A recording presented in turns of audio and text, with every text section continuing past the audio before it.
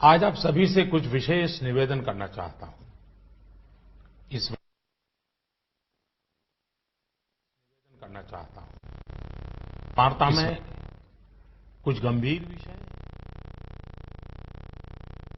वार्ता में कुछ गंभीर विषय, कुछ महत्वपूर्ण निर्णय आपसे साझा करूंगा। आपको ध्यान होगा कि जब आपने 2014 मई में हमें जिम्मेदारी सौंपी थी, तब विश्व की अर्थव्यवस्था में ब्रिक्स के संबंध में यह आम चर्चा थी कि ब्रिक्स में जो आई अक्षर है, जो कि आई अक्षर इंडिया से जुड़ा हुआ है, लोग कहते थे कि ब्रिक्स में जो आई है वो लुढ़क रहा है। लगातार 2 साल के देशव्यापी अकाल के बावजूद भी पिछले 2.5 वर्षों में आप सब 125 करोड़ देशवासियों के सहयोग से आज भारत ने ग्लोबल इकोनॉमी में एक ब्राइट स्पॉट अर्थात चमकता सितारा के रूप में अपनी उपस्थिति दर्ज कराई है।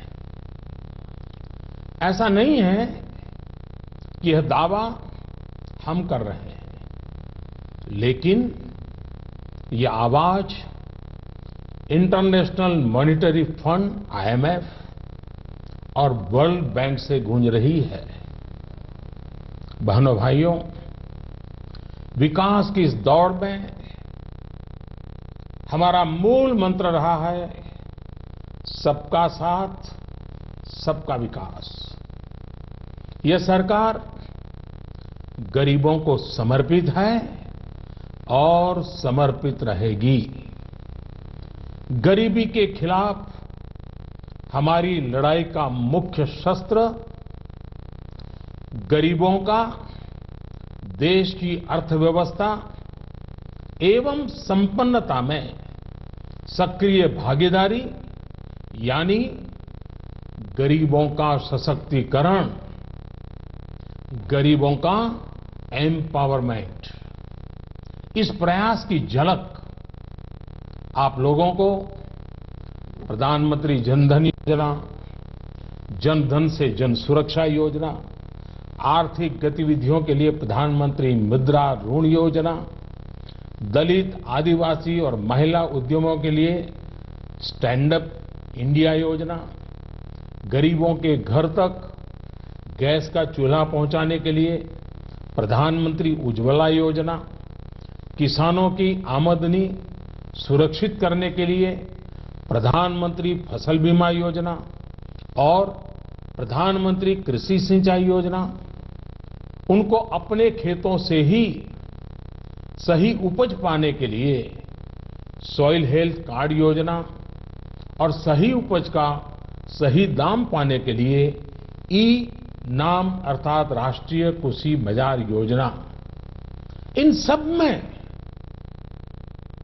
ये साफ नजर आता है कि सरकार गांव, गरीब, किसान को समर्पित है। मेरे प्यारे देशवासियों, पिछले दशकों में हम ये अनुभव कर रहे हैं कि देश में भ्रष्टाचार और काला धन, इन बीमारियों ने अपनी जड़ें जमा ली है और देश से गरीबी हटाने में ये भ्रष्टाचार, ये काला धन, ये गोरखधंधे सबसे बड़ी बाधा है। एक तरफ तो विश्व में हम आर्थिक गति में तेजी से बढ़ने वाले देशों में सबसे आगे हैं, दूसरी तरफ भ्रष्टाचार की ग्लोबल रैंकिंग में 2 साल पहले भारत करीब करीब 100वें नंबर पे था। पिछले वर्षों में अनेक कदम उठाए, ढेर सारे कदम उठाने के बावजूद भी अब हम 76वें नंबर पर पहुंच पाए हैं। ये बात को दर्शाता का है कि भ्रष्टाचार का जाल कितने व्यापक रूप में देश में बिछा हुआ है। भ्रष्टाचार की बीमारी को कुछ वर्ग विशेष के लोगों ने अपने स्वार्थ के कारण फैला रखा है। गरीबों के हक को नजरअंदाज कर ये खुद फलते फूलते रहे हैं। कुछ लोगों ने पद का दुरुपयोग करते हुए इसका भरपूर फायदा उठाया। दूसरी तरफ ईमानदार लोगों ने इसके खिलाफ लड़ाई भी लड़ी है।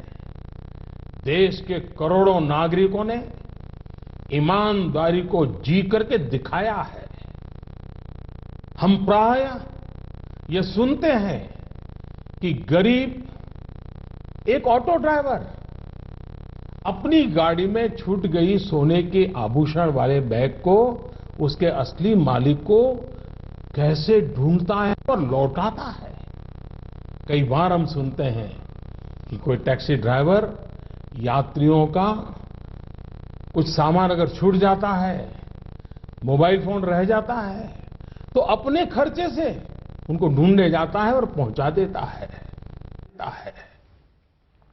अरे सब्जी बेचने वाला भी, सामान्य दुकानदार भी अगर ग्राहक से गलती से ज्यादा पैसे ले लिए तो उसको भी बुला करके लौटा देता है। मेरे प्यारे देशवासियों, इस बात का ये सबूत है कि हिंदुस्तान का सामान्य से सामान्य नागरिक ईमानदार है। लेकिन मेरे प्यारे देशवासियों, हर देश के विकास के इतिहास में ऐसे क्षण आए हैं जब एक शक्तिशाली और निर्णायक कदम की आवश्यकता महसूस की गई। इस देश ने यह वर्षों से महसूस किया है कि भ्रष्टाचार, कालाधन, जाली नोट और आतंकवाद ऐसे नासूर हैं जो देश को विकास की दौड़ में पीछे धकेलती है। देश को, समाज को अंदर ही अंदर खोखला कर देती है।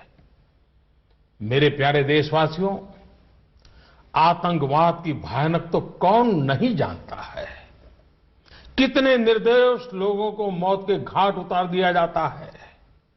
लेकिन क्या आपने सोचा है कि इन आतंकियों को पैसा कहां से मुहैया होता है? सीमा पार के हमारे शत्रु जाली नोटों के जरिए, नकली नोटों के जरिए अपना धंधा भारत में चलाते हैं और यह सालों से चल रहा है। अनेक बार 500 और 1000 रुपए की जाली नोटों का कारोबार इसके करने वाले भी पकड़े गए हैं। लाखों करोड़ों की नोटें भी जब्त की गई हैं। बहनों भाइयों, एक तरफ आतंकवाद और जाली नोटों का जाल देश को तबाह कर रहा है, दूसरी ओर भ्रष्टाचार और काले धन की चुनौती देश के सामने बनी हुई है। हमने कार्य संभालने के तुरंत बाद भ्रष्टाचार और काले धन के खिलाफ लड़ाई की शुरुआत करते हुए अनेक प्रभावी कदम उठाए। जैसे काले धन की जांच के लिए सुप्रीम कोर्ट के पूर्व जज की अध्यक्षता में एसआईटी का गठन किया। विदेशों में जमा काले धन के लिए 2015 में मजबूत कानून बनाने का हमने काम किया। काले धन को विदेशों से वापस लाने के लिए विभिन्न देशों के साथ टैक्स समझौतों में हमने परिवर्तन किया, नए समझौते किए। अमेरिका सहित विभिन्न देशों के साथ सूचना आदान प्रदान, इंफॉर्मेशन एक्सचेंज करने का प्रावधान किया। भ्रष्टाचारियों की बेनामी संपत्ति को रोकने के लिए अगस्त 2016 में एक और मजबूत कानून, इन सारे कानून से एक बहुत बड़े चोर दरवाजे को बंद कर दिया गया। देश में अघोषित आय को पेनल्टी के साथ घोषित करने की योजना में काफी बड़ी मात्रा में अघोषित आय उजागर हुई। मेरे प्यारे देशवासियों, इन सारे प्रयासों से पिछले 2.5 साल में भ्रष्टाचारियों से करीब करीब 1.25 लाख करोड़ रुपया, ये कम रकम नहीं है, 1.25 लाख करोड़ रुपए का काला धन बाहर लाया गया है। ऐसे करोड़ों भारतवासी जिनके रग रग में ईमानदारी दौड़ती है, उनका मानना है कि भ्रष्टाचार, काले धन, बेनामी संपत्ति, जाली नोट और आतंकवाद के खिलाफ निर्णायक लड़ाई होनी चाहिए। कौन ईमानदार नागरिक ऐसा होगा जिसे अफसरों के घर बिस्तर के नीचे से या जगह जगह बोरियों में करोड़ों रुपयों पाने जाने की खबर से पीड़ा न होती हो। आज देश की मुद्रा व्यवस्था का हाल यह है कि देश में कुल सिक्कों और नोटों की जो मूल्य है, उसमें 500 और 1000 रुपया वाले नोटों का हिस्सा लगभग 80 से 90% तक पहुंच गया है। देश में कैश का अधिकतम सर्कुलेशन का एक सीधा संबंध भ्रष्टाचार से है। भ्रष्टाचार से अर्जित कैश का कारोबार महंगाई पर बड़ा असर पैदा करता है। इसकी मार गरीबों को झेलनी पड़ती है। इसका सीधा प्रभाव गरीब और मध्यम वर्ग की खरीदने की शक्ति पर पड़ता है। आपका भी स्वयं का अनुभव होगा, जब मकान खरीदने जाते होंगे, जमीन खरीदने जाते होंगे, तो आपसे जब सौदा होता होगा तब कहते होंगे कि कुछ धन चेक में लेंगे और ज्यादातर कैश में मांगी जाती होगी। ईमानदार व्यक्ति के लिए कुछ भी खरीदना, एक मध्यम वर्ग के व्यक्ति को घर भी खरीदना हो तो उसके पास काले धन नहीं है तो मुसीबत हो जाती है। तो उसके पास कैश के इस धंधे के कारण मकान, जमीन, उच्च शिक्षा, चिकित्सा, ऐसे अनेक सेवाओं को, उन वस्तुओं को इन कारणों से उनकी मूल्य में कृत्रिम वृद्धि भी होती है, आर्टिफिशियल इंक्रीज होता है। भ्रष्टाचार से जमा किया गया धन हो या काला धन हो, ये दोनों बेनामी हवाला कारोबार को भी बल देते हैं।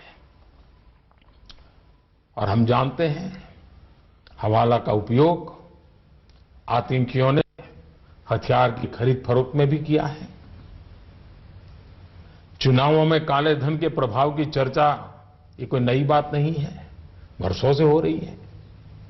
बहनों और भाइयों, देश को भ्रष्टाचार और काले धन रूपी दिमक से मुक्त कराने के लिए एक और सख्त कदम उठाना जरूरी हो गया है।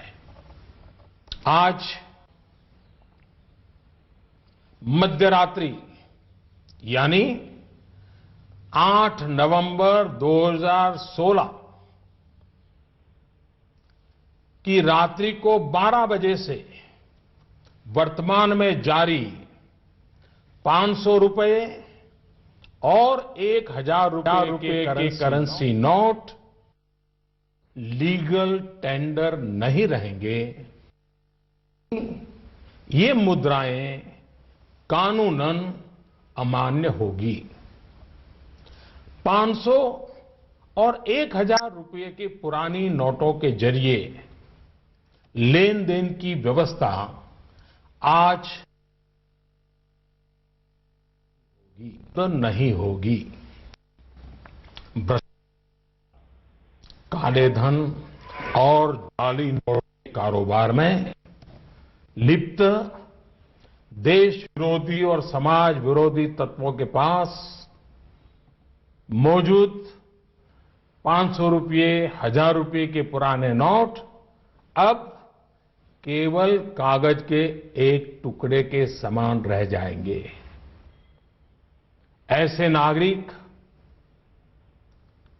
जो संपत्ति मेहनत और ईमानदारी से कमा रहे हैं, उनके हितों की और उनके हक की पूरी रक्षा की जाएगी।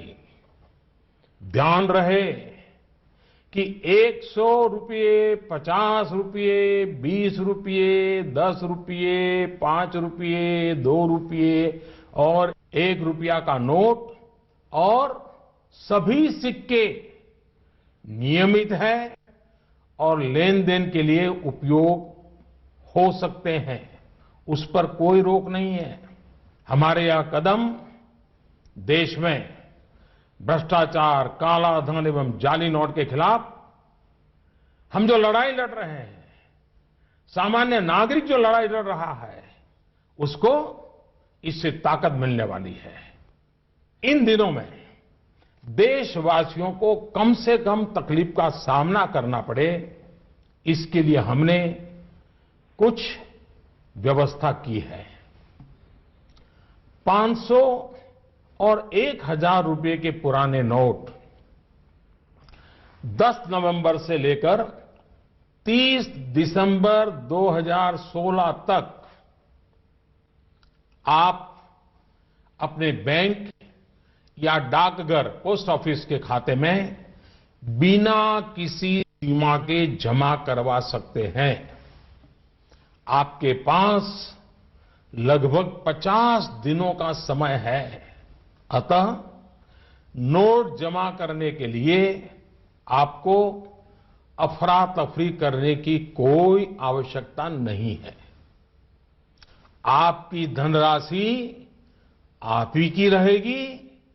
आपको कोई चिंता करने की जरूरत नहीं है। 500 रुपये या 1,000 रुपये के पुराने नोटों को खाते में डालकर आप अपनी जरूरत के अनुसार फिर से निकाल सकते हैं। केवल शुरू के दिनों में खाते में से धनराशि निकालने पर प्रतिदिन 10,000 रुपया और प्रति सप्ताह 20,000 रुपये की सीमा तय की गई है। ऐसा नए नोटों की उपलब्धता को ध्यान में रखते हुए किया गया है। इस सीमा में आने वाले दिनों में वृद्धि कर दी जाएगी।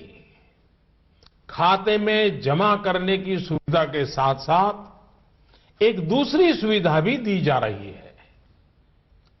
तत्काल आवश्यकता के लिए 500 और 1,000 रुपये के पुराने नोटों को नए एवं मान्य नोट के साथ 10 नवंबर से 30 दिसंबर तक आप किसी भी बैंक या प्रमुख और उप डाकघर, हेड पोस्ट ऑफिस और सब पोस्ट ऑफिस के काउंटर से अपना पहचान पत्र जैसे कि आधार कार्ड, मतदाता कार्ड यानी कि वोटर कार्ड,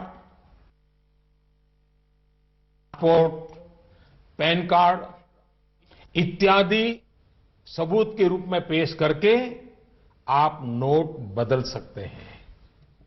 प्रारंभ में 10 नवंबर से 24 नवंबर तक 4,000 रुपया तक के पुराने 500 एवं 1000 रुपये के नोट बदले जा सकते हैं। 15 दिनों के बाद यानी 25 नवंबर से 4000 रुपये की सीमा में वृद्धि कर दी जाएगी। ऐसे लोग जो इस समय सीमा के अंदर अर्थात 30 दिसंबर 2016 तक पुराने नोट किसी कारणवश अगर जमा नहीं कर पाए, उनको 500 और 1000 रुपये के पुराने नोट बदलने का एक आखिरी अवसर भी दिया जाएगा। ऐसे लोग रिजर्व बैंक के निर्धारित ऑफिस में अपनी राशि एक घोषणा पत्र यानी डिक्लेरेशन फॉर्म के साथ 31 मार्च 2017 तक जमा करवा सकते हैं। 9 नवंबर और कुछ स्थानों में 10 नवंबर को भी एटीएम काम नहीं करेंगे। प्रारंभ में एटीएम से प्रति कार्ड प्रतिदिन निकाली जा सकने वाली राशि की सीमा 2000 रुपया रहेगी। फिर उसे कुछ अवधि के बाद बढ़ाकर वैसे तो 500 और 1000 रुपये के पुराने नोट आज रात्रि 12 बजे से कानूनी तौर पर खत्म हो जाएंगे, परंतु सामान्य जनजीवन की जरूरतों को ध्यान में रखते हुए मानवीय दृष्टिकोण से हमने इस प्रक्रिया में शुरू के 72 घंटों में यानी कि 72 आवर्स मतलब कि 11 नवंबर की रात्रि 12 बजे तक नागरिकों के लिए कुछ विशेष व्यवस्था की है। जैसे 11 नवंबर की रात्रि 12 बजे तक सभी सरकारी अस्पतालों में भुगतान के लिए पुराने 500 या 1000 रुपये के नोट स्वीकार किए जाएंगे। इससे वैसे परिवार जिनमें कोई बीमार है, उन्हें उपचार में कोई बाधा न आए। ऐसे में यदि दवाई की दुकान की व्यवस्था है, यदि दवाई की दुकान की व्यवस्था है, तो डॉक्टर के दिए गए पर्चे पर 500 और 1000 के पुराने नोटों से दवा खरीदने की सुविधा भी 72 घंटे तक उपलब्ध रहेगी। ऐसे ही 11 नवंबर की रात्रि 12 बजे तक रेलवे के टिकट बुकिंग काउंटर, सरकारी बसों के टिकट बुकिंग काउंटर और हवाई अड्डों पर एयरलाइंस के जो टिकट बुकिंग काउंटर पर केवल टिकट खरीदने के लिए पुराने नोट अर्थात 500 और 1000 रुपये के नोट स्वीकार करने की छूट होगी। ऐसा हमने उन परिवारों की जरूरतों को देखते हुए किया है जो इस समय यात्रा कर रहे होंगे। केंद्र अथवा राज्य सरकार द्वारा प्रमाणित कोऑपरेटिव की दिनचर्या की वस्तुओं की दुकान जैसे केंद्रीय भंडार, सफल और दुग्ध विक्रय केंद्र, मिल्क पाउडर, ऐसे स्थानों पर भी 11 नवंबर के नोट स्वीकार करने की छूट होगी। इस दौरान इन संस्थानों को प्रतिदिन अपने स्टॉक और बिक्री की सूचना रजिस्टर में रखनी होगी। सार्वजनिक क्षेत्र पब्लिक सेक्टर के पेट्रोल एवं CNG gas station, retail outlet, जहां पर पेट्रोल, डीजल और सीएनजी गैस की बिक्री के लिए भी 11 नवंबर की रात 12 बजे तक पुराने 500 और 1000 रुपए के नोट स्वीकार करने की छूट होगी। इस दौरान प्रतिदिन अपने स्टॉक और बिक्री की सूचना रजिस्टर में रखनी होगी। शवदाह गृह, श्मशान गृह, क्रेमेटोरियम ऐसी जगहों पर भी 11 नवंबर की रात 12 बजे तक पुराने 500 और 1000 रुपए के नोट स्वीकार करने की छूट होगी। अंतर्राष्ट्रीय हवाई अड्डों पर विदेश से आ रहे या विदेश को जा रहे लोगों को अगर उनके पास पुराने 500 और 1000 के नोट है तो ऐसे नोटों की 5000 रुपया तक की राशि को नई एवं मान्य करेंसी नोटों से बदलने की सुविधा दी जाएगी। अंतर्राष्ट्रीय पर्यटकों को अंतर्राष्ट्रीय हवाई अड्डों पर विदेशी मुद्रा या 5000 रुपये तक के पुराने नोटों को नई एवं मान्य करेंसी नोटों से बदलने की सुविधा दी जाएगी।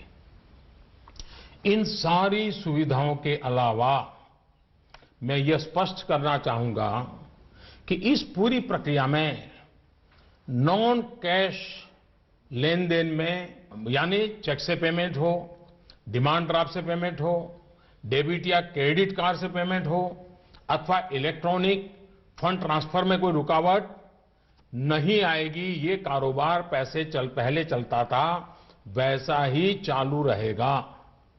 इन सारे इंतजाम के बावजूद हमारे ईमानदार देशवासियों को अगर तकलीफ का सामना करना पड़ा तो अनुभव यह बताता है कि इस देश का सामान्य नागरिक देश की भलाई के लिए त्याग करने और कठिनाई सहने के लिए कभी भी पीछे नहीं रहता है। जब मैं सुनता हूं कि कोई गरीब विधवा एलपीजी सब्सिडी छोड़ने में आगे आती है, यह त्याग एक रिटायर्ड स्कूल टीचर में भी पाया जाता है जब वो पेंशन से स्वच्छ भारत कोष में अपना योगदान देने को आगे आता है। जब हम ये सुनते हैं कि गरीब आदिवासी मां बकरी बेचकर शौचालय बनाने के लिए पैसे लगा देती है, एक फौजी अपने गांव को स्वच्छ गांव बनाने के लिए 57,000 रुपए का दान देने के लिए आगे आता है। मैंने तो यह देखा है कि देश के सामान्य नागरिक की एक ही तमन्ना है कि वह कुछ भी कर गुजरने को तैयार है, बस देश का कल्याण हो। अतः भ्रष्टाचार, कालाधन, जाली नोट और आतंकवाद के खिलाफ जंग में हम लोग थोड़ी सी कठिनाई, वह भी कुछ दिनों के लिए, तो झेल ही सकते हैं। मेरा पूरा विश्वास है कि देश का प्रत्येक नागरिक भ्रष्टाचार के खिलाफ शुचिता के इस महायज्ञ में एकजुट होकर के, मिल करके खड़ा होगा। मेरे प्यारे देशवासियों, दिवाली के पर्व के बाद अब ईमानदारी के इस उत्सव में, प्रामाणिकता के इस पर्व में आप बढ़ चढ़ करके हाथ बटाएं। मेरा पूरा विश्वास है कि देश के सभी राजनीतिक दल, राजनीतिक कार्यकर्ता, सामाजिक एवं शैक्षणिक संस्थाएं, मीडिया, समाज के सभी वर्ग इस महान कार्य में सरकार से भी ज्यादा बढ़ चढ़ करके भाग लेंगे, सकारात्मक भूमिका अदा कराएंगे और इस पवित्र कार्य को सफल बना के ही रहेंगे। मेरे प्यारे देशवासियों, ये बातें जब सब मैं आपके सामने रख रहा हूं, इसी समय सरकार के अलग अलग विभागों को भी जानकारी हो रही है।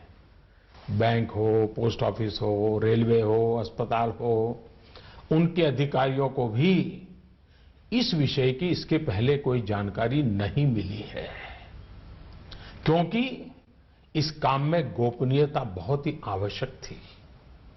ऐसी स्थिति में रिजर्व बैंक सभी बैंक्स और पोस्ट ऑफिस को कम समय में बहुत सारी व्यवस्था करनी उनके सामने है, बड़ा है। इस व्यवस्था में कुछ समय तो जाएगा, इसलिए रिजर्व बैंक ने यह फैसला लिया है कि 9 नवंबर को सभी बैंक पब्लिक कार्य के लिए बंद रहेंगे। नागरिकों को असुविधा होगी। मेरा पूरा भरोसा है कि बैंक और पोस्ट ऑफिस के काम करने वाले सभी साथी देश हित में इस पवित्र कार्यक्रम को सफलतापूर्वक परिपूर्ण करेंगे। भूतकाल में उन्होंने ये करके दिखाया है। मेरा जनता जनार्दन से इतना ही आग्रह है कि सभी नागरिक धैर्य रखते हुए सभी बैंक्स और पोस्ट ऑफिस के अधिकारियों को सहयोग करें। यही मेरी उनसे आग्रहपूर्वक विनती है। बहनों और भाइयों, समय समय पर मुद्रा व्यवस्था को ध्यान में रखकर रिजर्व बैंक केंद्र सरकार की सहमति से नए अधिक मूल्य के नोटों को सर्कुलेशन में लाता रहा है। 2014 में रिजर्व बैंक ने 5,000 और 10,000 रुपए के करेंसी नोट का प्रस्ताव सरकार को भेजा था, जिसे हमारी सरकार ने विचार विमर्श के बाद अस्वीकार कर दिया था। अब इस पूरी प्रक्रिया में रिजर्व बैंक द्वारा 2,000 रुपए के नए नोट के प्रस्ताव को स्वीकार किया गया है। पूरी तरह से नए तौर पर डिजाइन किए गए 500 रुपए और 2,000 रुपए के नए नोट, नए करेंसी नोट अब सर्कुलेशन में लाया जाएगा। रिजर्व बैंक अपने पिछले अनुभवों को ध्यान में रखते हुए करेंसी सर्कुलेशन में अधिक मूल्यों के नोटों का हिस्सा अब एक सीमा के अंदर ही रहे, इसके लिए रिजर्व बैंक आवश्यक प्रबंध करेगा।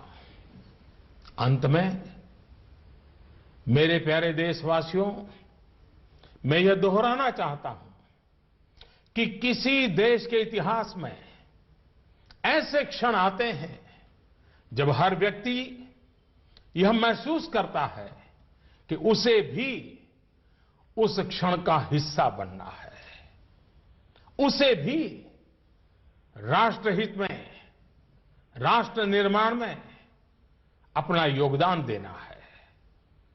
परंतु ऐसे क्षण हर किसी की जिंदगी में गिने चुने ही आते हैं। आज समय हमें फिर से एक अवसर दे रहा है। हर सामान्य नागरिक भ्रष्टाचार, कालाधन, जाली नोट के खिलाफ इस महायज्ञ में, इस लड़ाई में अपना योगदान दे सकता है। बहनों और भाइयों, आपसे इस प्रक्रिया में जितना सहयोग मिलेगा, शुद्धिकरण उतना ही सफल होगा। देश के लिए यह चिंता का कारण था कि भ्रष्टाचार और काले धन को जीवन का एक सहज हिस्सा मान लिया गया था। यह सोच आज हमारे राजनीतिक, सामाजिक और प्रशासनिक जीवन को दीमक की तरह खाए जा रहा है। शासन व्यवस्था का कोई भी अंग इस दीमक से अछूता नहीं है। समय समय पर हमने देखा है कि भारत के सामान्य जनमानस को अगर भ्रष्टाचार और कुछ दिनों की असुविधा में से एक को चुनना हो तो बेहिचक, मैं कहता हूं बेहिचक, मेरे देश का ईमानदार नागरिक असुविधा को तो चुनेगा, लेकिन भ्रष्टाचार को कदापि नहीं चुनेगा। आपसे मैं फिर एक बार आह्वान करता हूं कि आइए, जैसे आपने दिवाली के पर्व में अपने घर और आस पड़ोस की सफाई की, वैसे ही सफाई के काम को आगे बढ़ाते हुए हम इस महायज्ञ में अपनी भी कुछ आहुति डालकर इसे सफल बनाएं। इतने बड़े देश में इतनी बड़ी सफाई के महापर्व में असुविधा को ध्यान में न रखते हुए आइए सभी शुचिता की दिवाली मनाएं। पूरे विश्व को भारत की इस ईमानदारी का उत्सव दिखाएं। पूरे देश में प्रामाणिकता का पर्व मनाएं, जिससे भ्रष्टाचार पर लगाम लग सके, काले धन पर नकेल कस सके, जाली नोटों का खेल खेलने वालों को नेस्त नाबूद कर सकें, जिससे कि देश का धन गरीबों के काम आ सके। हर ईमानदार नागरिक को देश की संपन्नता में उसकी उचित हिस्सेदारी मिल सके। आने वाली पीढ़ी गर्व से अपना जीवन जी सके। मैं आप सबके सहयोग के लिए पूरे विश्वास के साथ 125 करोड़ देशवासियों की मदद से भ्रष्टाचार के खिलाफ इस लड़ाई को और आगे ले जाना चाहता हूं। मुझे विश्वास है आपका साथ, आपका सहयोग हमारी आने वाली पीढ़ियों के लिए प्रेरक बनेगा। मैं फिर एक बार आपका हृदय से बहुत बहुत आभार व्यक्त करता हूं। भारत माता की जय।